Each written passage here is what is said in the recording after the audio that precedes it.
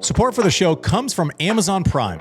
You might think of Prime as only a way to get fast, free delivery, or maybe as the place to stream movies, shows, and sports. But it's actually way more than that. Maybe you've got a passion or a hobby. Prime can help you get the most out of it. Whether you're streaming documentaries on marine animals, ordering action figure stands with free one-day delivery, or finding the perfect playlist to impress that special someone, Prime makes it easier and faster to do what you love. Whatever you're into, it's on Prime. Visit Amazon.com/Prime to get more out of whatever you're into. The definition of insanity is what, Mike? Doing something over and over again, knowing the result will never change. Expecting a different result. I have Paolini in the quarters, but that is a underline that one, circle it, exclamation points. That is a pick 'em in my mind. JW, Paolini to the quarters, or you like Svitolina? A rare lapse into research, and I see that Svitolina, I think, has won more. Svitolina's won more clay court matches than any other WTA player this year. Yeah, sneaky.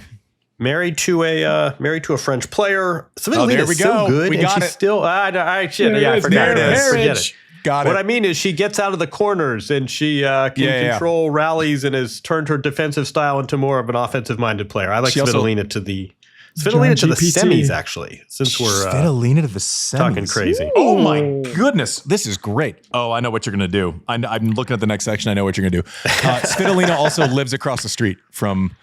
So she doesn't live across the street from the French Open. She lives across the street from Roland Garros, but she's playing in the French Open. Oh. As much as TNT wants us to say she's playing in Roland Garros, the tournament is the French Open. She's playing at Roland Garros. Charles Barkley is 100% right. So if I went into Google Maps and typed in French Open, it's not going to be like 304 French Open Boulevard. It might. I don't know, but how many French Opens has Rafa Nadal won? 0. 14. Okay, great. 14 Roland Garros. And 14 Roland Garros. No, he didn't win. How's he fit all those in his house? He didn't win the venue. He won the tournament. Yeah. Okay. Anyways, I digress. Branding. Rybakina. Okay, upset special. Bencic beats Rybakina.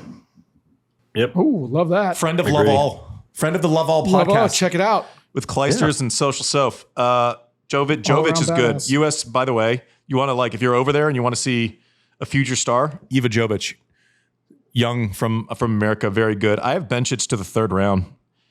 Ostapenko. Oh God, this is. I know exactly what John's going to do. Ostapenko, Bencic. Do you have that in the third round? I do. And I'm assuming you have Ostapenko over Bencic because you want No. No, of course. No. I have come on. I have Ostapenko to the quarters. Ostapenko. So those who are listening who don't have the draw in front of them don't know what he just did yet. So I'll fill it in. Okay. So he has Ostapenko to the quarters, which means that she will be. Do you even have Iga to the round of 16? I do with an asterisk, but yeah. What do you mean do with an asterisk? You ever do? Look at Iga's draw. Look at Novak hard. is in that position on the men's side. Look at Iga's draw. Yeah, Kostiuk was my sleeper in the entire tournament. This is a brutal draw. Weirdly, here's where I'm going with this. Sometimes, knowing that you get a brutal draw kind of locks you in. I could argue that she needs to be ready to go from the word go. I remember one year I had my worst loss ever at Wimbledon, but I lost to Lou, and it was just a gag fest. I fucking just choked my ass off. It was a year after I made the final, out on court 27. But I had gotten through Lodra and Kohlschreiber and all these really good grass court players. And I got to Lou and I was a little spent. Year I won the Open, I played Henman and then Ljubicic first two rounds, which was brutal. But I was there from the word go. I am going to pay my respects.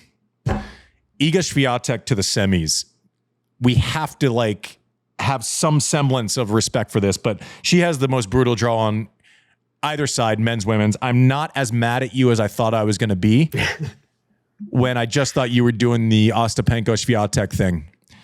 I didn't realize Kostiuk has played Sabalenka tougher than anyone who, Zhang beat her, but two tournaments in a row, Madrid and Rome, second set breakers, really, really great tennis. Kostiuk is playing great stuff. She could make a run here, but I just have to respect the 4-time Roland Garros champion and think that she's going to find something. I'm taking Iga to the semis. Ooh, really? Yeah. So you're taking the player that won. I know, it's like the player that's won this event 4 of the last 5 times is going to get to the semifinals. Whoa, crazy. Really? Whoa. Wait, I think let's table this for another podcast, but I think there's actually a really interesting discussion about what you just said. How much of these tournaments is like softening the beach and players get a little, they've got a tough match and then they have a hard time recovering versus they play themselves into a tournament and beating Emma Raducanu and Kostyuk actually sharpens you. I think it's a great, just table it now, but it's a really good point for us to discuss. The long matches thing is different because you play a 1-week event on the women's side. You're playing 5 matches in 7 days. It's 2 out of 3 sets. That is not, it's not a tougher mental lift, which definitely has an effect on the physical lift. But you could argue that physically with a day in between of every match, that the physical nature is actually a little bit easier. Now, it's not the same. We can't apply those same metrics to the women's side as the men's side, where if you get dragged into a 4.5-hour 5-setter and then have to turn it around quickly, that's a different scenario. The physicality on the men's side with 3 out of 5 sets is just way different. And that shouldn't be controversial at all. At all. It's time spent on the court. It's your body just dragging through. I don't know that you can apply the same metrics to the women's side of like if you have tough ones early, but it also works either way. Like Novak, I want him, like if you're Novak, you want matches where you can work your way into the tournament. If you're Iga, she's either going to find it or she's not. When she's the best version of herself, she beats these players on clay. Now, can she find it? She's been there 10 days early. I don't know if that's good or bad. You got something? She was at the draw ceremony and they interviewed her afterwards. And, and the guy interviewing her was like, "Oh, you feel like you've gotten a lot of matches in? Do you like feel good?" Yeah. And she basically was like, "Yeah, I've seen everything in this sport that it's thrown at me." And she's like, "I'm 24 years old." She's right. Right. And you're just like, oh man. It's what we say all the time. Or what I say all the time. It's like, she's 24. Yeah. It's like, well, Sabalenka's 27 or 28. She's 4 years on. Like, she's finally found that like cadence.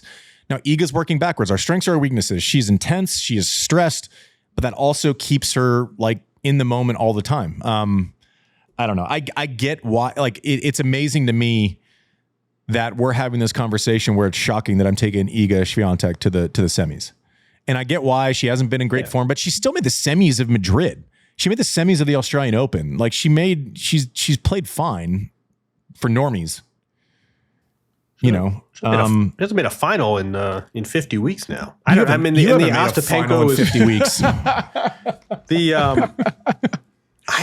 So you come to this event where you're like the DD defending champion. You've won this event 4 times since COVID. Yeah. You've got this draw, then you're staring at Ostapenko, who apart from the head-to-head, Ostapenko friggin' won this event also once. Yeah. I'm not mad at you for not doing it. I'm just saying I need to plant my flag in the ground and pay some respect. No, I don't. If I go down and I'm wrong, I can live with myself with the respecting Iga Swiatek call, because I think that respect fades too quickly with her. Yeah. And by contrast that, I mean, conversely, I don't think picking against her is a show of disrespect. No, but it's also the first bad juju there. I don't think she's getting to the semis, but first time in half a decade she's been an underdog. Yeah. Which is strange. Sabalenka, Iga. I see, this is where I'm taking Sabalenka just because I have more faith in her being in the semis.